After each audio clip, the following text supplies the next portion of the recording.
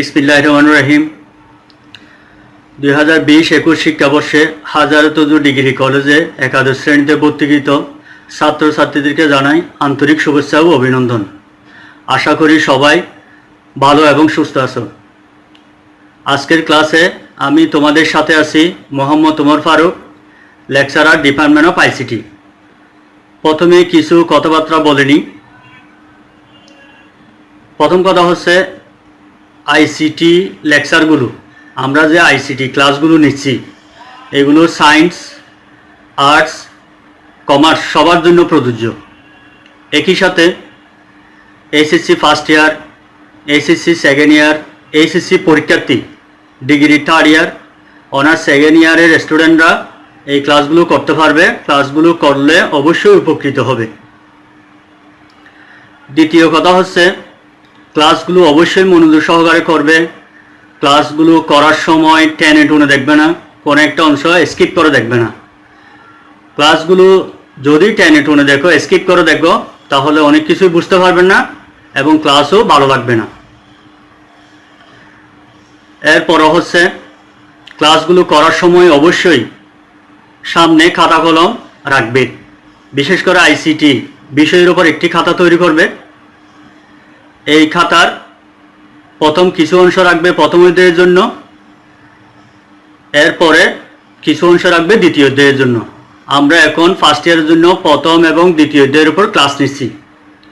দেখবে আমরা অধ্যায়গুলো শেষ করার সাথে সাথে তোমাদের খাতা একটা নোট খাতা হয়ে যাবে। আমরা যা বলবো, যা স্ক্রিনে দেখাবো, তোমরা সবগুলো লিখে ফেলবে। এরপর আসি পাঠ পরিকল্পনা।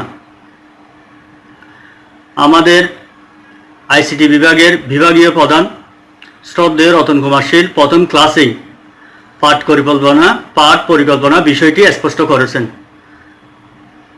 ফার্স্ট ইয়ারে কোন কোন অধ্যায় থাকবে, কয়টা পরীক্ষা হবে, 5 নাম্বার কত, সেকেন্ড ইয়ারে কয়টা পরীক্ষা হবে, কোন কোন অধ্যায় থাকবে, 5 নাম্বার কত, এইসব বিষয় আমাদের অনারেবল স্যার স্পষ্ট করেছেন। আশা করি তোমরা ক্লাসটা দেখেছো। যারা করো নাই, আমি কমেন্ট বক্সে স্যারের ক্লাসের লিঙ্কটা দিয়ে দেব, এখান থেকে দেখে নিবে। এরপরে বই কোনটা কিনবে। এই বইটি এনসিটিবি কর্তৃক প্রকাশিত বোর্ড বই। এই বইয়ের দাম হচ্ছে 124 টাকা। তোমরা চাইলে এই বইটি নিতে পারবে।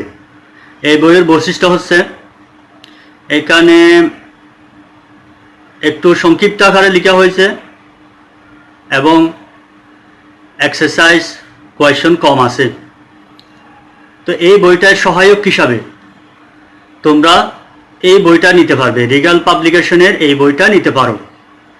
এই বইটা আমাদের head of the department Ratan স্যারের লেখা।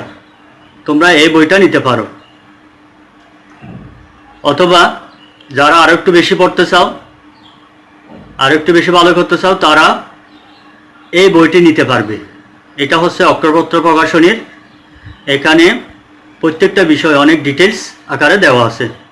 তাহলে তোমরা এনসিটিবি বইয়ের সাথে এখান থেকে যে কোনো একটা বই নিতে পারবে। এবার একটি হোমওয়ার্ক দিছি। হোমওয়ার্কটি আমার ক্লাস শেষ হওয়ার সাথে সাথেই তোমরা করে ফেলবে। হোমওয়ার্কটি করার জন্য তোমাদের মোবাইলে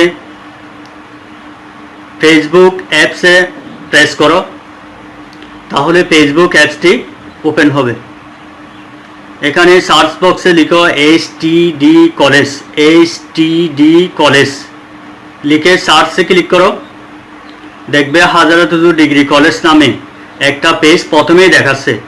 হাজারতজু ডিগ্রি কলেজ নামে অনেকগুলো পেজ আছে। এই প্রথম পেজটা হচ্ছে আমাদের পেজ। এটাতে প্রেস করো। এটাতে ক্লিক করার পর এখানে একটা লাইক বাটন আছে। লাইক বাটনে তোমরা একটা লাইক দাও। লাইক দিয়ে এবার একটা স্ক্রল করে দেখো। দেখবে এখানে ভর্তি সংক্রান্ত তথ্যগুলো দেওয়া আছে। তোমার যে রেজিস্ট্রেশন হচ্ছে, রেজিস্ট্রেশন কখন সিগনেচার করতে হবে, এই তথ্যগুলো দেওয়া আছে। অনলাইন ক্লাসের রুটিনগুলো দেওয়া আছে। অর্থাৎ আমাদের কলেজের যাবতীয় ইনফরমেশন এই ফেসবুক পেজে দেওয়া হয়। এটাতে লাইক দেওয়ার কারণে কোনো টিচারের কাছে কল করে অথবা কোনো ফ্রেন্ডের থেকে কোনো কলেজের কোনো ইনফরমেশনের জন্য জানতে হবে না। শুধুমাত্র একটা লাইক দেওয়ার কারণে তোমাদের মোবাইলে আমাদের কলেজের যাবতীয় ইনফরমেশন তোমাদের মোবাইলে চলে যাবে। ফার্স্ট ইয়ারে আমরা 1730 জন স্টুডেন্ট ভর্তি করিয়েছি। আমি আশা করব আমার ক্লাস শেষ হওয়ার সাথে সাথে 1730টা লাইক আমাদের ফেসবুক পেজে হয়ে যাবে। হবে কি না? তোমাদের লাভের জন্যই তোমরা লাইকটা দিয়ে দিবে। এরপর হচ্ছে আমাদের যে অনলাইন ক্লাসগুলো হচ্ছে, এই অনলাইন ক্লাসগুলো আমাদের 2টা ইউটিউব চ্যানেল আছে। এই 2টা ইউটিউব চ্যানেলে আপলোড করা হয়। তোমরা এই 2টা চ্যানেলেই সাবস্ক্রাইব করে রাখবে। সাবস্ক্রাইব করার জন্য আবার মোবাইল ফোনে যাও, ইউটিউব অ্যাপসে ট্যাপ করো, সার্চ বক্সে লিখো হাজারাতুজু ডিগ্রি কলেজ। লিখার পরে দেখবে প্রথমেই ব্ল্যাক ব্যাকগ্রাউন্ডের উপরে আমাদের কলেজের মনোগ্রাম দেওয়া একটা চ্যানেল দেখা যাচ্ছে। এটাতে ট্যাপ দাও। ট্যাপ দেওয়ার পরে এখানে একটা সাবস্ক্রাইব লেখা আছে। এই সাবস্ক্রাইবতে ক্লিক করো। এবার ব্যাক দিয়ে একটু নিচে আসো, দ্বিতীয় আরেকটা চ্যানেল। এই চ্যানেলটা এখানে মনোগ্রাম দেওয়া আছে, নিচে হাজারাতুজু কলেজ লেখাটা দেওয়া আছে, ব্যানার দেওয়া আছে। এখানেও এই চ্যানেলেও সাবস্ক্রাইব করে রাখো। সাবস্ক্রাইব করার ফলে তাহলে যখনই আমাদের ক্লাসগুলো হবে সাথে সাথে তোমাদের মোবাইল ফোনে আমাদের ক্লাসগুলো দেখতে পারবা। সবাই খাতা কলম সামনে রাখবে, মনোযোগ সহকারে ক্লাস দেখার অনুরোধ জানিয়ে আজকের ক্লাস শুরু করতে যাচ্ছি। আজকে আমি তোমাদের দ্বিতীয় অধ্যায় নিয়ে আলোচনা করব। দ্বিতীয় অধ্যায়টা হচ্ছে কমিউনিকেশন সিস্টেম ও নেটওয়ার্কিং। আজকের ক্লাস থেকে তোমরা যা জানতে পারবে, ডেটা সম্পর্কে জানতে পারবে, ইনফরমেশন সম্পর্কে জানতে পারবে, কমিউনিকেশন সম্পর্কে জানতে পারবে, ডেটা কমিউনিকেশন কি তা জানতে পারবে, ডেটা কমিউনিকেশনের উপাদান বলতে পারবে এবং ডেটা কমিউনিকেশনে মডেমের ভূমিকা নিয়ে আলোচনা করব। আমাদের আইসিটিতে 6টা চ্যাপ্টার আছে। প্রায় প্রতিটা চ্যাপ্টারে তোমরা 2টা ওয়ার্ড সবসময় শুনবা, একটা হচ্ছে ডেটা আর একটা হচ্ছে ইনফরমেশন। যেমন আমাদের অনারেবল রতন স্যার যখন ক্লাস নিছে প্রথম অধ্যায় ডেটা এবং ইনফরমেশন নিয়ে আলোচনা করেছে। আমি যখন দ্বিতীয় অধ্যায় শুরু করতে যাচ্ছি, দ্বিতীয় অধ্যায়ে দেখো data communication system and networking. এখানেও ডেটা ঠিক একইভাবে তৃতীয় অধ্যায়, চতুর্থ অধ্যায়, পঞ্চম অধ্যায় সবগুলোতে ডেটা এবং ইনফরমেশন এই কথাগুলো শুনবে। ষষ্ঠ অধ্যায় চ্যাপ্টারের নামে হচ্ছে ডেটাবেস ম্যানেজমেন্ট সিস্টেম। তার মানে আমাদের প্রতিটা অধ্যায়ে আমরা ডেটা এবং ইনফরমেশন এই শব্দ দুটো শুনব। শুরুতেই ডেটা এবং ইনফরমেশন সম্পর্কে একটা স্পষ্ট ধারণা নিয়ে নিতে হবে। ডেটা এবং ইনফরমেশন শুনলেই আমাদের সামনে একটা স্পষ্ট ধারণা হতে হবে ডেটা কি, ইনফরমেশন কি। এখানে দেখো, স্ক্রিনে দেখো, আমি একটা ওয়ার্ড দেখাচ্ছি ম্যাক্স, তারপর একটা নাম্বার লিখলাম, একটা বর্ণ দিছি, একটা পিকচার আর একটা ফ্র্যাকশন নাম্বার দিছি নাকি। এইগুলো আমি কেন লিখলাম, এখান থেকে কি কোনো আইডিয়া পাওয়া যাচ্ছে? এগুলো আমি কেন লিখছি কোনো আইডিয়া পাচ্ছ? এইগুলো থেকে কোনো আইডিয়া পাওয়া যাচ্ছে আমি এগুলো কেন লিখলাম? অথবা এটা দ্বারা তোমরা কিছু বুঝতে পারতেছো না? কিছুই বুঝতেছো না, শুধু বুঝতেছো এটা একটা ওয়ার্ড, এটা একটা নাম্বার, এটা একটা বর্ণ, এভাবেই বুঝতেছো, তাই না? তাহলে বর্ণ, সংখ্যা, চিহ্ন, শব্দ, চিত্র, অডিও, ভিডিও, নাম্বার ইত্যাদিকে বলা হয় কি? ডেটা বা উপাত্ত। ডেটার বাংলা কি? উপাত্ত। ডেটা দ্বারা কি বুঝতেছো তাহলে? ডেটা মানে বর্ণ হতে পারে, শব্দ হতে পারে, সংখ্যা হতে পারে, চিহ্ন হতে পারে, চিত্র হতে পারে, পিকচার হতে পারে, অডিও হতে পারে, ভিডিও হতে পারে। তাহলে এগুলো সবগুলোকে কি বলা হয়? ডেটা। এখন দেখো, আমি এখানে যে টেবলটা দেখাচ্ছি, আমি এখানে যে টেবলটা দেখাচ্ছি এই টেবল থেকে কি কোনো আইডিয়া পাওয়া যাচ্ছে? এগুলো থেকে আমি কোনো আইডিয়া পাইনি, নাকি? কেন লিখছি আইডিয়া পাইনি? তো এই টেবল থেকে কি আইডিয়া পাওয়া যাচ্ছে? আইডিয়া পাওয়া যাচ্ছে কিরকম? যেমন নাম হচ্ছে ম্যাক্স, তার রোল নাম্বার হচ্ছে 10, এক সেকশনের স্টুডেন্ট, 3.50 জিপিএ, পিকচারটা হচ্ছে এরকম। তাহলে এটা হচ্ছে ম্যাক্সের একটা তথ্য। তাহলে এগুলো হচ্ছে ডেটা। ডেটাকে যখন আমরা সাজিয়ে গুছিয়ে উপস্থাপন করব, অর্থবহ করে উপস্থাপন করব, তখন এটাকে বলা হবে ইনফরমেশন। বিষয়টা ক্লিয়ার কিনা? সবসময় শুনবে ডেটা, ইনফরমেশন। তাহলে ডেটা হচ্ছে বর্ণ, সংখ্যা, চিহ্ন, অডিও, ভিডিও, চিত্র, এগুলো হচ্ছে ডেটা। এবং এই ডেটা থেকে আমরা কোনো আইডিয়া পাই না। এই ডেটাকে যখন কোনো একটা প্রেক্ষিতে ব্যবহারযোগ্য, অর্থবহ করে উপস্থাপন করা হবে, তখন তাকে বলা হবে ইনফরমেশন। ক্লিয়ার? ডেটাকে ব্যবহারযোগ্য করে, অর্থবহ করে উপস্থাপন করা হলো কি? ইনফরমেশন। ডেটাকে বর্ণ, সংখ্যা, চিহ্ন, এগুলো হচ্ছে ডেটা। আর ডেটাকে যখন সুন্দর করে সাজিয়ে উপস্থাপন করব, তখন এটাকে কি বলা হবে? ইনফরমেশন। ক্লিয়ার কিনা? এগুলো কি? রহিম 20, সেলিম 15 বয়স। আমি এখানে যেগুলো দেখাচ্ছি এগুলো কি বলতো? তাহলে এগুলো কি? ডেটা। কেন? এগুলো এলোমেলো অবস্থায় আছে। আচ্ছা, এগুলাকে তোমরা ইনফরমেশন বানাও তো। কিভাবে বানাবে? এগুলাকে যখন সাজিয়ে উপস্থাপন করব, তখন হবে কি? ইনফরমেশন বা তথ্য। বোঝা গেছে? যেমন রহিম, তারপরে তার বয়স হচ্ছে কত? 15। এভাবে যখন সাজিয়ে উপস্থাপন করব, তখন এটাকে বলা হবে ইনফরমেশন। বর্ণ, সংখ্যা, চিহ্ন, টেক্সট, প্রতীক, ইমেজ বা চিত্র, অডিও, ভিডিও ইত্যাদি হচ্ছে ডেটা বা উপাত্ত। আর প্রাথমিক অবস্থায় এই সব সংগৃহীত ডেটা এলোমেলো অবস্থায় থাকে। এই এলোমেলো ডাটাকে যখন সুশৃঙ্খল, অর্গানাইজড বা সুশৃঙ্খল, সহজবুদ্ধ, অর্থবহ, কার্যকর, ব্যবহারযোগ্য করে উপস্থাপন করব, তখন এটাকে বলা হবে ইনফরমেশন। আমি আগে বলছি বর্ণ, সংখ্যা, চিহ্ন, অডিও, ভিডিও এগুলোকে বলা হয় কি? ডেটা। ডেটাগুলো সব কি অবস্থায় থাকে? আনঅর্গানাইজড অবস্থায় থাকে। এই ডেটাকে যখন অর্গানাইজড করে উপস্থাপন করব, একটা অর্থবহ করে, ব্যবহারযোগ্য করে উপস্থাপন করব, তখন এটাকে বলা হবে কি? ইনফরমেশন। কোনো বিশেষ প্রেক্ষিতে ডেটাকে অর্থবহ করাই হলো তথ্য বা ইনফরমেশন। কোনো বিশেষ প্রেক্ষিতে ডেটাকে অর্থবহ করাই হলো তথ্য বা ইনফরমেশন। তাহলে এই তথ্য হতে গেলে কি কি লাগবে?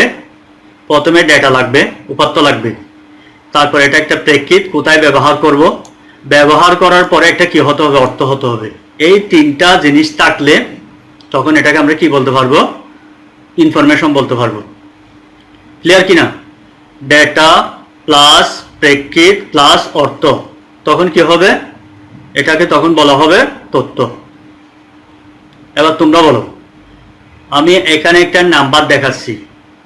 এই নাম্বারটা কি? এটা কি? এই নাম্বারটাকে আমরা কি হিসাবে চিনব? অথবা ইলেকট্রনিক ডিভাইস এই নাম্বারটাকে কি হিসাবে চিনবে? এটা হচ্ছে ডেটা। এটা কখন তথ্য হবে? এটাকে যখন কোনো একটা বিশেষ প্রেক্ষিতে অর্থবহ করা হবে। আবার বুঝে নাও, আমি এখানে যেটা দেখাচ্ছি এটা কি? এটা হচ্ছে একটা ডেটা। এটা কখন ইনফরমেশন হবে? যখন এটাকে কোনো বিশেষ প্রেক্ষিতে কি করব? অর্থবহ করব, তখন এটা হবে কি? ইনফরমেশন। দেখি তোমরা এটাকে অর্থবহ করো তো কিরকম হয়। ভিন্ন ভিন্ন প্রেক্ষিতে এটা ভিন্ন ভিন্ন অর্থ হতে পারে। আমি প্রথমে এটাকে ইনফরমেশন বানাচ্ছি। যদি আমি এটাকে এভাবে উপস্থাপন করি, বছর, মান এবং ডে, তাহলে বছর, মাস এবং দিন হিসাবে যদি এই ফরম্যাটে যদি আমি এই ডাটাকে উপস্থাপন করি, তখন হবে কি? 2020 সালের অক্টোবর মাসের 10 তারিখ। তখন 2020 সালের অক্টোবর মাসের 10 তারিখ। এই লেখা থেকে, এই অংশটুকু থেকে আমরা কি পাচ্ছি? এটা থেকে আমরা কি পাচ্ছি? একটা আইডিয়া পাচ্ছি। অর্থাৎ এটা হচ্ছে 2020 সালের অক্টোবর মাসের 10 তারিখ। তখন এটাকে বলা হবে ইনফরমেশন। ক্লিয়ার কিনা? আবার এটা কেন লিখলাম কোনো আইডিয়া পাচ্ছি না, এটা কি, এটা দ্বারা কোনো আইডিয়া পাচ্ছি না। যখন এটাকে আমরা ব্যবহার করতেছি, এভাবে উপস্থাপন করছি, তখন এটা হয়ে যাবে কি ইনফরমেশন। ঠিক আছে? আচ্ছা, এটাকে আরো কিভাবে ইনফরমেশন বানা যায়, যদি আমরা এটাকে এভাবে ধরি, আওয়ার, মিনিট, সেকেন্ড হিসাবে উপস্থাপন করি, তখন হবে কি 10 মিনিট 20 সেকেন্ড হবে কি না? 10 মিনিট 20 সেকেন্ড, তাহলে এটাও একটা ইনফরমেশন। 10 minute 20 second. ক্লিয়ার? অথবা এটা যদি কোনো ব্যাংকের অ্যাকাউন্ট নাম্বার হিসাবে হিসাব করি, সেই ক্ষেত্রে সেটা হবে নির্দিষ্ট কোনো ব্যক্তির অ্যাকাউন্ট নাম্বার, হতে পারে এটা করিমের অ্যাকাউন্ট নাম্বার, হতে পারে রহিমের রেজিস্ট্রেশন নাম্বার, হতে পারে রানার রোল নাম্বার। বুঝতে পারছি? ডেটা এবং ইনফরমেশন, তাহলে ডেটা এবং ইনফরমেশন নিয়ে আর কোনো সমস্যা আছে? এবার তোমরা ঝটপট ডেটার ডেফিনেশনটা লিখে নাও। তাহলে কম্পিউটার দ্বারা প্রক্রিয়াকরণের জন্য বা সুনির্দিষ্ট বিষয়ে ফলাফল পাওয়ার জন্য, কম্পিউটার দ্বারা প্রক্রিয়াকরণের জন্য বা সুনির্দিষ্ট বিষয়ে ফলাফল পাওয়ার জন্য ব্যবহৃত বর্ণ, সংখ্যা, চিহ্ন, প্রতীক, চিত্র ইত্যাদিকে কি বলা হয়? উপাত্ত বা ডেটা বলা হয়। বুঝা গেছে? তাহলে কি লিখছ? কম্পিউটার দ্বারা প্রক্রিয়াকরণের জন্য বা সুনির্দিষ্ট বিষয়ে ফলাফল পাওয়ার জন্য বর্ণ, সংখ্যা, চিহ্ন, প্রতীক, চিত্র ইত্যাদিকে কি বলা হয়? ডেটা। একেবারেই মনে রাখার জন্য বর্ণ, সংখ্যা, চিহ্ন, অডিও, ভিডিও এগুলাকে ইলেকট্রনিক ডিভাইস কি হিসাবে চিনে? ডেটা হিসাবে চিনে। এই ডেটাকে যখন আমরা অর্থবহ করে ব্যবহারযোগ্য করে উপস্থাপন করব, তখন তাকে কি বলা হবে? ইনফরমেশন। অথবা এভাবে লিখতে পারো, কোনো বিশেষ উদ্দেশ্যে কম্পিউটারের উপাত্ত প্রক্রিয়াকরণের ফলাফলে হচ্ছে কি? তথ্য। আগেই বলছি, প্রতিটা অধ্যায়ে তোমরা ডেটা এবং ইনফরমেশন কতটা শুনবে, আমি চেষ্টা করছি ডেটা এবং ইনফরমেশন বিষয় দুটি ক্লিয়ার করার জন্য।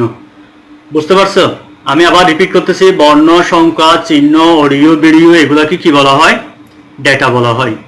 এই ডেটাগুলোকে যখন প্রক্রিয়াকরণ করে একটা ফলাফল পাবো, অথবা ডেটাকে যখন ব্যবহারযোগ্য করে অর্থবহ করে সাজিয়ে উপস্থাপন করা হবে, তখন তাকে কি বলা হবে? ইনফরমেশন। যখনই আমরা ডেটা বলবো, একটা মাথায় আইডিয়া আসতে হবে। যখন ইনফরমেশন বলবো, একটা মাথায় আসতে হবে ইনফরমেশন মানে হচ্ছে এটা। ক্লিয়ার কিনা?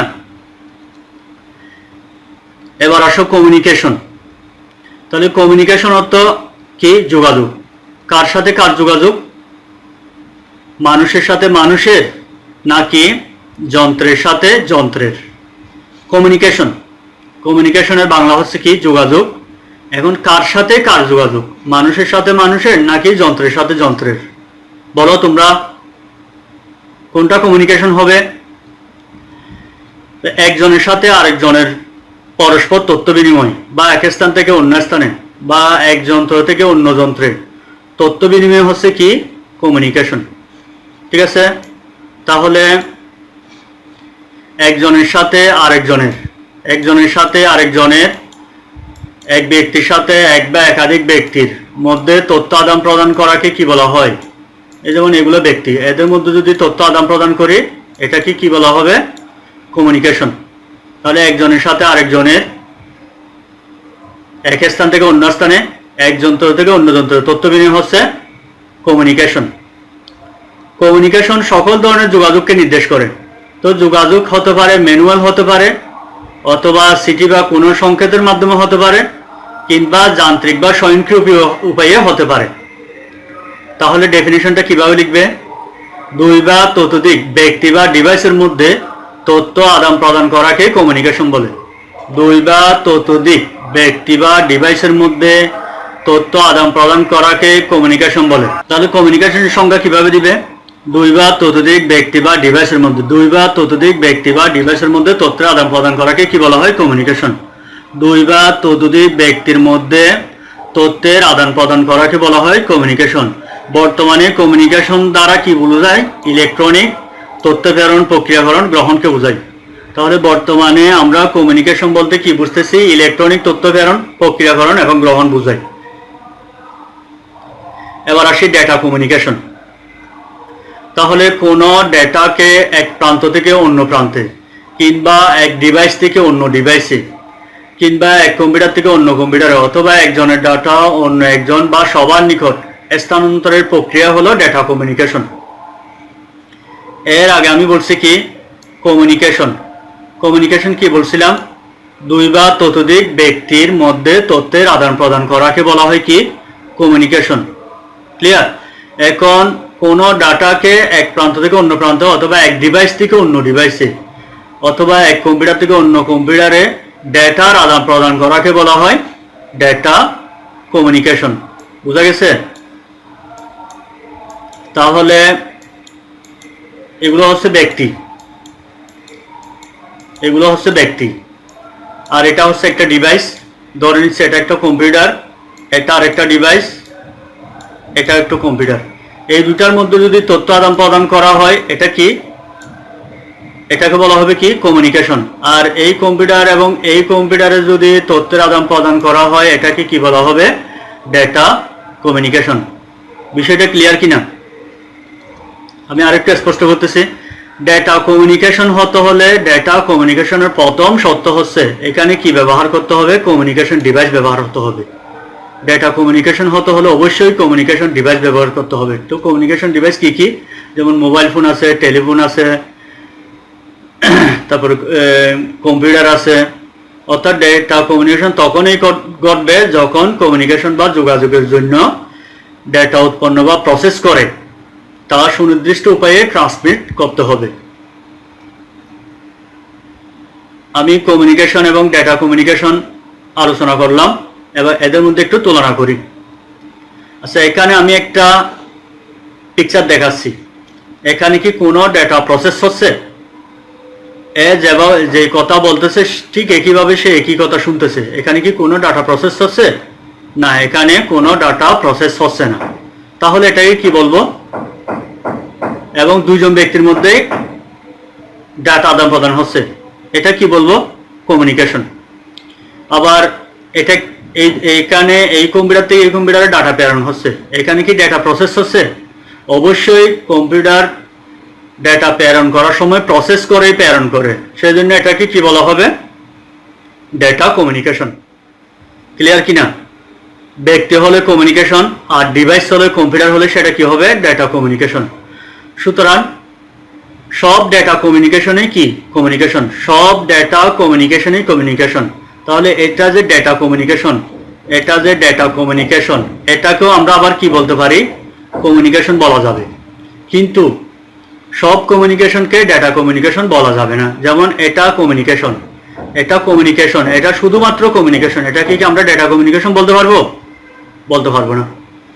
তাহলে কমিউনিকেশন এবং ডেটা কমিউনিকেশন বিষয়টি ক্লিয়ার কিনা? দুই বা ততোধিক ব্যক্তির মধ্যে তথ্যের আদান প্রদান করাকে বলা হয় কমিউনিকেশন, আর দুই বা ততোধিক ডিভাইসের মধ্যে ডেটার আদান প্রদান করাকে বলা হয় কি? Data communication. ডেটা কমিউনিকেশন বলতে বোঝায় বিভিন্ন মাধ্যমে ইলেকট্রনিক ডেটা স্থানান্তর করা। তাহলে ডেটা কমিউনিকেশন বলতে আমরা কি বুঝতেছি? বিভিন্ন মাধ্যমে ইলেকট্রনিক ডাটা স্থানান্তর করা। তো এই কমিউনিকেশনগুলো বিভিন্ন উপায়ে হতে পারে। একটা হচ্ছে লোকাল কমিউনিকেশন, অর্থাৎ ফেস টু ফেস। আরেকটা হতে পারে রিমোট কমিউনিকেশন, অর্থাৎ দূরবর্তী কমিউনিকেশন। 1940 সালে ডক্টর জর্জ স্টিভিস ল্যাবরেটরিতে বসে ক্যালকুলেটরে ডেটা প্রেরণ করেন কম্পিউটার থেকে টেলিগ্রাফ লাইনের মাধ্যমে। তাহলে প্রথমে 1940 সালে ডক্টর জর্জ স্টিভিস ক্যালকুলেটরে ডেটা প্রেরণ করেন কিভাবে? কম্পিউটার থেকে টেলিগ্রাফ লাইনের মাধ্যমে। এবার তোমরা কমিউনিকেশন বুঝছো, ডেটা কমিউনিকেশন বুঝছো। আচ্ছা, এটা দ্বারা কি বুঝতেছো বলো তো? এই আঙ্কেলটা উনাকে পাঠাচ্ছে ভালো আছো, আবার উনিও এই আঙ্কেলটাকে চাচাটাকে পাঠাচ্ছে ও ভালো আছি। তাহলে এরা কি করছে? এরা তথ্য আদান প্রদান করছে। এটাকে আমরা কি বলতে পারি? এটাকে কমিউনিকেশন বলতে পারি নাকি? পরেরটা, এই ল্যাপটপ থেকে এই ল্যাপটপে ডাটা আদান প্রদান করতেছে। তাহলে এই ল্যাপটপও একে ডাটা আদান প্রদান করলো, এটাকে কি বলা যাবে? Data communication. বোঝা গেছে? তাহলে তোমরা সংজ্ঞাটা লিখে নিতে পারো ডেটা কমিউনিকেশনের। তাহলে কোনো ডেটা বা তথ্যকে একটা কম্পিউটার থেকে অন্য কম্পিউটারে কিংবা এক ডিভাইস হতে অন্য ডিভাইসে, ডিভাইস বলতে মোবাইল ফোন হতে পারে, smartphone, personal digital assistant, GPS, navigator, laptop, computer, এগুলো। তাহলে এক কম্পিউটার থেকে অন্য কম্পিউটারে অথবা এক ডিভাইস থেকে অন্য ডিভাইসে কিংবা এক স্থান থেকে অন্য স্থানে একজনের ডাটা অন্যের নিকট তারযুক্ত বা তারবিহীন, এখানে এই কথাটা একটু দেখবে, তারযুক্ত বা তারবিহীন নেটওয়ার্কের সাহায্যে স্থানান্তরের প্রক্রিয়াকে ডেটা কমিউনিকেশন বলে। ক্লিয়ার? যেমন দুইটা কম্পিউটার, একটা কম্পিউটার, এটা আরেকটা কম্পিউটার। আচ্ছা, এই কম্পিউটার থেকে আমি এই কম্পিউটারে ডাটা প্রেরণ করব, তো এদেরকে তার দ্বারা কানেক্ট করতে পারি অথবা তারবিহীনও কানেক্ট করা যাবে। তো একটা কম্পিউটার থেকে এক বা একাধিক কম্পিউটারে অথবা একটা ডিভাইস থেকে এক বা একাধিক ডিভাইসে তারযুক্ত অথবা তারবিহীন নেটওয়ার্কের মাধ্যমে ডাটা আদান প্রদান করাকে কি বলা হয়? Data communication. এই সংজ্ঞাটা লিখে নিবে, ডেটা কমিউনিকেশন বললে এই সংজ্ঞাটা লিখবে। তাহলে কোনো ডেটা বা তথ্যকে এক কম্পিউটার হতে অন্য কম্পিউটারে কিংবা এক ডিভাইস হতে অন্য ডিভাইসে কিংবা এক স্থান থেকে অন্য স্থানে কিংবা একজনের ডাটা অন্যের নিকট তারযুক্ত বা তারবিহীন নেটওয়ার্কের মাধ্যমে স্থানান্তরের প্রক্রিয়াকে কি বলা হয়? Data communication. বুঝা গেছে? এগুলো হচ্ছে ডেটা কমিউনিকেশনের যন্ত্র। আচ্ছা, এবার আসি ডেটা কমিউনিকেশনের উপাদান। এই যে আমি একটা কম্পিউটার থেকে আরেকটা কম্পিউটারে ডাটা প্রেরণ করব, এই প্রেরণ করার জন্য কি কি উপাদান লাগবে? উপাদান লাগবে 5টি। ডেটা কমিউনিকেশনের মৌলিক উপাদান হচ্ছে 5টি। একটা হচ্ছে সোর্স বা উৎস, 2 নম্বর হচ্ছে ট্রান্সমিটার বা প্রেরক, 3 হচ্ছে মিডিয়াম বা মাধ্যম, 4 হচ্ছে রিসিভার বা প্রাপক, 5 হচ্ছে ডেস্টিনেশন বা গন্তব্য। ডেটা কমিউনিকেশনের উপাদান কয়টি? তাহলে 5টি। কি কি? Source, transmitter, medium, receiver, destination. কি কি? এগুলো মুখস্থ করে ফেলবে। উৎস, প্রেরক, মাধ্যম, প্রাপক এবং কি? গন্তব্য। আমরা যে ডেটা কমিউনিকেশন করতেছি, ডেটা কমিউনিকেশন মানে কি? একটা কম্পিউটার থেকে এক বা একাধিক কম্পিউটারে ডেটা প্রেরণ করব। এই কাজটা করার জন্য কয়টা উপাদান লাগবে? 5টা। কি কি? সোর্স, ট্রান্সমিটার, তারপর হচ্ছে মিডিয়াম, রিসিভার এন্ড কি? ডেস্টিনেশন। কি কি তাহলে? Source, transmitter, medium, receiver, destination. তোমরা লিখে নাও ডেটা কমিউনিকেশনের উপাদান 5টি। উৎস, প্রেরক, মাধ্যম, প্রাপক, গন্তব্য। এই দুটাকে বলা হয় উৎস সিস্টেম, আবার এই দুটাকে বলা হয় গন্তব্য সিস্টেম। এটা হচ্ছে ট্রান্সমিশন সিস্টেম। এখন উৎস হিসাবে কি ব্যবহার করা হয়? উৎস হিসাবে কম্পিউটার ব্যবহার করা যায়, মোবাইল ফোন ব্যবহার করা যায়, ল্যাপটপ ব্যবহার করা যায়। ট্রান্সমিটার হিসাবে কি ব্যবহার করা হয়েছে এখানে? মডেম। তারপরে মাধ্যম হিসাবে তারবিহীন মাধ্যম ইউজ করা যায় অথবা তারযুক্ত তার ব্যবহার করা যায় অথবা টেলিফোন লাইন ইউজ করা যায়। প্রাপক হিসাবেও কি ব্যবহার করা হচ্ছে? মডেম। আর ডেস্টিনেশন হিসাবে কম্পিউটার হতে পারে, পার্সোনাল কম্পিউটার হতে পারে, সার্ভার হতে পারে। বুঝা গেছে? এবার এই বিষয়টা আমি আরেকটু ক্লিয়ার করতেছি। আচ্ছা, এই ম্যাডামের কাছে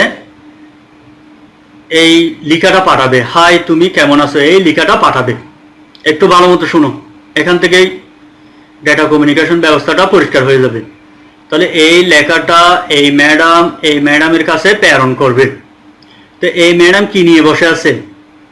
কম্পিউটার। এই ম্যাডাম কি নিয়ে বসে আছে? কম্পিউটার। আচ্ছা, কম্পিউটার কিভাবে কাজ করে? কম্পিউটার কাজ করে ডিজিটাল সিগন্যালে। একটা মনে রাখবে, কম্পিউটার কাজ করে কি সিগন্যালে? ডিজিটাল সিগন্যালে। ওকে, কম্পিউটার কাজ করে ডিজিটাল সিগন্যালে। এটা একটু ইম্পর্টেন্ট, এটা মনে রাখতে হবে। কম্পিউটার কিভাবে কাজ করে? ডিজিটাল। আচ্ছা, আমরা যার মধ্য দিয়ে ডাটাটা প্রেরণ করব সেটা হয় তার হতে পারে, টেলিফোন লাইন হতে পারে, মাইক্রোওয়েভ হতে পারে, স্যাটেলাইট হতে পারে, যাই ব্যবহার করি এই সিগন্যালগুলো কাজ করে। এরা কাজ করে কি হিসাবে? অ্যানালগ হিসাবে। এই দুটা কথা খুবই ইম্পর্টেন্ট। অ্যানালগ। আচ্ছা, তাহলে কম্পিউটার কোন সিগন্যালে কাজ করতেছে? ডিজিটাল। আর যার মধ্য দিয়ে ডাটাটা প্রেরণ করবে সেটা কিভাবে কাজ করে, অ্যানালগ। এখন এই তথ্যগুলো, এই লেখাগুলো এই ম্যাডামের কাছে প্রেরণ করবে। প্রথমে কি করতে হবে, এই লেখাগুলা এই কম্পিউটারে তৈরি করতে হবে। আমি যে লেখাগুলো দেখাচ্ছি এই লেখাগুলো এই কম্পিউটারে আগে ক্লিক করতে হবে, টাইপ করতে হবে, তৈরি করতে হবে। তৈরি করলেই কম্পিউটার এগুলো কিসে নিয়ে যাবে, এই লেখাগুলোকে কম্পিউটার কিন্তু এই লেখাগুলো বুঝবে না। কম্পিউটার এগুলো কিসে রূপান্তর করবে, ডিজিটে রূপান্তর করে নিবে, বাইনারি। কারণ কম্পিউটার বাইনারি সিগনালে কাজ করে, তো ডিজিটাল সিগনালে কাজ করে, ডিজিটালে রূপান্তর করে ফেলছে। ক্লিয়ার? তাহলে প্রথমেই উৎসের মধ্যে যেই কম্পিউটারটা আছে সেটা তথ্যকে কিসে রূপান্তর করে ফেলবে, ডিজিটাল সিগনালে রূপান্তর করে ফেলবে। তাহলে আমার ডাটাটা এখানে তৈরি হয়ে গেছে, ডিজিটাল সিগনালেই তৈরি করবে। এখন আমরা যার মধ্য দিয়ে ডাটা প্রেরণ করব সেটা কোন সিগনালে কাজ করে, অ্যানালগ। এই তথ্যগুলো যদি আমি এখানে সরাসরি প্রেরণ করি, বুঝতে পারবে সেটা, কারণ এখান থেকে যাচ্ছে কোন সিগন্যাল, ডিজিটাল সিগন্যাল, কিন্তু বুঝতে পারে কোন সিগন্যাল, অ্যানালগ সিগন্যাল, সে বুঝবে না। তো বোঝার জন্য এখানে একটা মডেম ব্যবহার করা হয়, প্রেরক হিসাবে মডেম ব্যবহার করা হয়। এই মডেমটার কাজ হচ্ছে এই সিগন্যালটা, এই ডিজিটাল সিগন্যালটা সে গ্রহণ করবে, সেটাকে অ্যানালগ সিগন্যালে রূপান্তর করে মাধ্যমে প্রেরণ করবে। ক্লিয়ার? তাহলে এই মডেমটা কি করছে, ডিজিটাল সিগন্যালকে কিসে রূপান্তর করে দিছে, অ্যানালগ। বিষয়টা স্পষ্ট হয়েছে কিনা?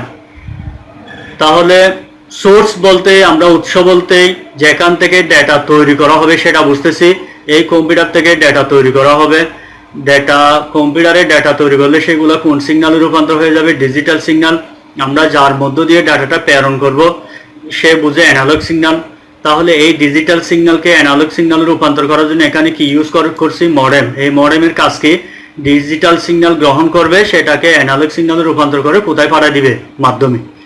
আচ্ছা, আমার তো হয়ে গেছে, কি হয়ে গেছে, অ্যানালগ। এখন এখান থেকে যদি আমি সরাসরি এখানে পাঠাই, এই কম্পিউটার বুঝতে পারবে, পারবে না। কেন পারবে না? কারণ কোন সিগন্যাল বুঝে, ডিজিটাল সিগন্যাল বুঝে। সেই জন্য এই সিগন্যালটা প্রথমে এখানে প্রাপকে আসবে, অ্যানালগ সিগন্যালটা প্রাপকে আসবে, এই মডেমে আসবে। এই অ্যানালগ সিগন্যাল গ্রহণ করছে, সেটাকে আবার সে ডিজিটালে রূপান্তর করে কোথায় পাঠিয়ে দিছে, গন্তব্যে পাঠিয়ে দিছে। তার মানে এই মডেমটার কাজ কি, প্রাপক মডেমটার কাজ কি, অ্যানালগ সিগন্যালকে কি করা, ডিজিটালে রূপান্তর করা। ডিজিটালে রূপান্তর করে যখন এই কম্পিউটার আসবে তখন আমাদের সামনে, ডিজিটালে রূপান্তর করে যখন এই কম্পিউটার আসবে তখন আমাদের সামনে এই তথ্যটি বেশি উঠবে, হাই তুমি কেমন আছো। বোঝা গেছে? আমরা যে একটা কম্পিউটার থেকে আরেকটা কম্পিউটারে ডেটা প্রেরণ করলাম সেটা কিভাবে আসছে, প্রথমে একটা কম্পিউটারে ডাটাটা তৈরি করতে হবে। তাহলে যে ডিভাইস থেকে ডাটা তৈরি করা হয় সেটাকে বলা হয় উৎস। এবার উৎস থেকে সরাসরি ডাটা প্রেরণ করা যাবে না, সেটাকে প্রেরক, এখানে প্রেরক হিসাবে মডেম ব্যবহার করা হয়। এই মডেমের কাজ হচ্ছে কি করা, উৎস থেকে, সোর্স থেকে ডিজিটাল ডাটা গ্রহণ করা এবং সেটাকে অ্যানালগে রূপান্তর করে কোথায়, কমিউনিকেশন মাধ্যমে পাঠিয়ে দেওয়া। তারপর কমিউনিকেশন মাধ্যম কি করবে, সেটা আবার প্রাপকের কাছে পাঠাবে। প্রাপক এই অ্যানালগ সিগন্যালটা গ্রহণ করে আবার ডিজিটাল করে গন্তব্যে পাঠিয়ে দিবে। তখন আমরা এই আমাদের তথ্যগুলো আমাদের মোবাইল ফোন, কম্পিউটারে এভাবে দেখতে পাই। বুঝা গেছে? তাহলে ডেটা কমিউনিকেশন উপাদান কয়টি, 5টি। এই 5টা কাজের মধ্যে সোর্স হিসাবে কি ব্যবহার করা হয়েছে এখানে, কম্পিউটার। এই কম্পিউটারটার কাজ কি করা, আমি যেই ডাটাটা প্রেরণ করব সেটা তৈরি করব। তৈরি করার পরে এরপরে প্রেরক হিসাবে কি ব্যবহার করা হয়, মডেম। এই মডেমটার কাজ কি, ডিজিটাল সিগন্যাল গ্রহণ করবে এবং অ্যানালগ সিগন্যালে রূপান্তর করে কমিউনিকেশন চ্যানেলে পাঠিয়ে দিবে। কমিউনিকেশন চ্যানেল কি করবে, সেটা প্রাপককে পাঠাবে। প্রাপকে এখানে একটা মডেম ব্যবহার করা হয়। এই মডেমটার কাজ হচ্ছে অ্যানালগ সিগন্যালকে ডিজিটালে রূপান্তর করা। আর ডিজিটাল প্রাপকটা কি করবে, গন্তব্যে ডেটাটা ডিজিটাল করে পাঠিয়ে দিবে। ডিজিটাল করে পাঠানোর ফলে আমরা আমাদের তথ্যগুলো এভাবে দেখতে পারবো। এটা হচ্ছে ডেটা কমিউনিকেশনের উপাদান। আচ্ছা, আমি যে বললাম সোর্স, তাহলে সোর্স কি কি লিখবে, যে ডিভাইস হতে ডেটা তৈরি করা হয় তাকে সোর্স বলে নাকি। তাহলে যেই ডিভাইস থেকে ডেটা তৈরি করা হয় তাকে সোর্স বলে। সোর্স হিসাবে কি ব্যবহার করা হয়, কম্পিউটার ব্যবহার করা যেতে পারে, টেলিফোন ব্যবহার করা যেতে পারে, মোবাইল ফোন ব্যবহার করা যেতে পারে, মাইক্রোফোন ব্যবহার করা যেতে পারে। এগুলো সবগুলো হচ্ছে কি সোর্স। ক্লিয়ার? Source clear? এবার আসো প্রেরক, ট্রান্সমিটার। তো উৎস হতে ডেটা নিয়ে যে যন্ত্র কমিউনিকেশন মাধ্যমে পাঠায় তাকে বলে প্রেরক, তাই না? আমরা দেখে আসছি না, উৎস থেকে ডাটাকে গ্রহণ করে মডেম, উৎস থেকে ডেটা নিয়ে যে যন্ত্র কমিউনিকেশন মাধ্যমে পাঠায় তাকে কি বলে? প্রেরক। এগুলো লিখে ফেলবে। প্রেরক হিসাবে কি ব্যবহার করা হয়? মডেম ব্যবহার করা হয়। এরপর হচ্ছে কমিউনিকেশন চ্যানেল বা মাধ্যম। এটা কি? যার মধ্য দিয়ে ডেটা ট্রান্সমিট হয়, তাকে চ্যানেল বা মাধ্যম বলে। তো মাধ্যম দুই ধরনের হতে পারে, একটা হচ্ছে তার মাধ্যম আর একটা হচ্ছে তারবিহীন মাধ্যম। যদি তার মাধ্যম ব্যবহার করা হয় সেই ক্ষেত্রে এই তিনটা তার ইউজ করা যাবে। একটা হচ্ছে টুইস্টেড পেয়ার কেবল, হুইস্কেল কেবল, অপটিক্যাল ফাইবার কেবল। আর যদি তারবিহীন ইউজ করি সেই ক্ষেত্রে ব্যবহার করা যাবে রেডিও ওয়েভ, মাইক্রোওয়েভ, স্যাটেলাইট অথবা পাবলিক টেলিফোন লাইন। এগুলো ইউজ করা যাবে। এই তার এবং তারবিহীন মাধ্যম এগুলো আমরা পরে আলোচনা করব। তাহলে যার মধ্য দিয়ে ডাটা ট্রান্সমিট হয় তাকে বলা হয় কি? মাধ্যম। তো মাধ্যম দুই ধরনের হতে পারে, একটা হচ্ছে তার মাধ্যম আর একটা হচ্ছে তারবিহীন মাধ্যম। কেমন? এবার আসো রিসিভার। গ্রাহকের কাজ হচ্ছে ট্রান্সমিশন সিস্টেম থেকে সিগন্যাল গ্রহণ করা এবং এই সিগন্যাল গন্তব্য ডিভাইসের বোধগম্য করে উপস্থাপন করা, নাকি? আমরা দেখে আসছি মডেমটা কমিউনিকেশন চ্যানেল থেকে, মাধ্যম থেকে অ্যানালগ সিগন্যাল গ্রহণ করে এবং সেটাকে ডিজিটালে রূপান্তর করে। সেই জন্য একটা ডেফিনেশনটা এভাবে হতে পারে, গ্রাহকের কাজ হচ্ছে ট্রান্সমিশন সিস্টেম থেকে সিগন্যাল গ্রহণ করা এবং এই সিগন্যালকে গন্তব্য ডিভাইসের বোধগম্য করে উপস্থাপন করা। তাহলে এখানে রিসিভারও আমরা কি ব্যবহার করলাম? মডেম। এরপর আসে ডেস্টিনেশন। গন্তব্য ডিভাইস গ্রাহক থেকে প্রাপ্ত অরিজিনাল ডাটা গ্রহণ করে। গন্তব্য হিসাবে কি ব্যবহার করা হয়? সার্ভার ব্যবহার করা হয়, পার্সোনাল কম্পিউটার ব্যবহার করা হয়, মোবাইল ফোন ব্যবহার করা যায়। এই কমিউনিকেশন সিস্টেমটা আমি আবার আরেকটু দেখাচ্ছি, ইতিমধ্যে তোমরা বুঝে গেছো। তাহলে এই কম্পিউটার কি প্রেরণ করবে? ডিজিটাল সিগন্যাল প্রেরণ করবে। এই মডেমটা ডিজিটাল সিগন্যাল গ্রহণ করছে, এটা হচ্ছে মাধ্যম, তার মাধ্যম। তো এই তার মাধ্যম সিগন্যাল বুঝে কোনটা? অ্যানালগ মানে এরকম তরঙ্গ আকারে যাবে। আবার এই মডেমটা অ্যানালগ সিগন্যাল গ্রহণ করে সেটাকে ডিজিটালে রূপান্তর করে এই কম্পিউটারে প্রেরণ করবে। কমিউনিকেশনের উপাদান বোঝা গেছে? কমিউনিকেশনটা কিভাবে হয় বোঝা গেছে? Data communication. এবার কিছু প্রশ্ন। এটা কি? এই পিকচারটা কি? মডেম। আচ্ছা, এর আগে ছবিতে প্রথম মডেম কি ধরনের ডাটা গ্রহণ ও প্রেরণ করলো? আমি যে ডেটা কমিউনিকেশন ব্যবস্থা দেখাইলাম, উৎসের পরেই একটা মডেম ব্যবহার করছি।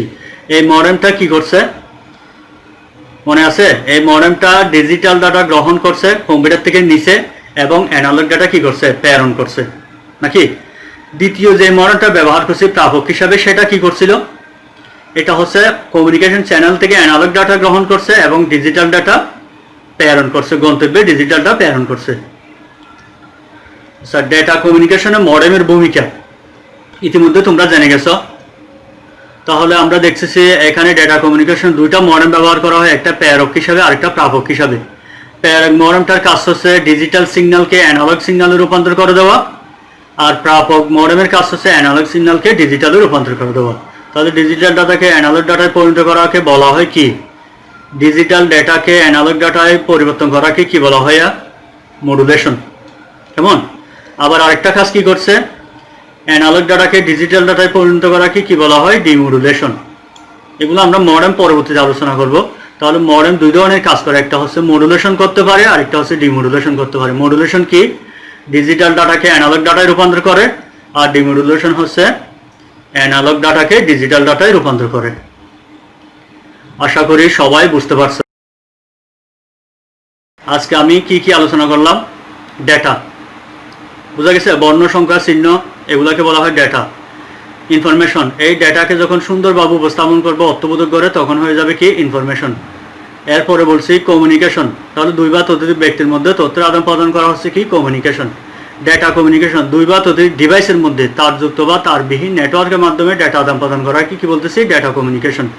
এরপরে ডেটা কমিউনিকেশনের উপাদানগুলো পড়াইছি, উপাদান 5টা: source, transmitter, medium, receiver, destination. এরপরে পড়ালাম মডেমের, এই ডেটা কমিউনিকেশনে মডেমের ভূমিকা। তো আজকে এতটুকু। সবাই আশা করি লিখে ফেলছো, এগুলো প্র্যাকটিস করবে, সবাই ক্লাসগুলো বেশি বেশি করে শেয়ার করবে, যারা পায় নাই তাদেরকে দিবে, ক্লাসগুলো করতে বলবে। আইসিটি ক্লাসগুলো একটু ইম্পর্টেন্ট, তো ধারাবাহিকভাবে দেখতে হবে, মাঝখানে যদি কোনো ক্লাস গ্যাপ যায় বুঝতে পারবে না। সবাই ভালো থাকো, সুস্থ থাকো, এই কামনায় আজকের ক্লাস এখানেই শেষ করছি। আল্লাহ হাফেজ।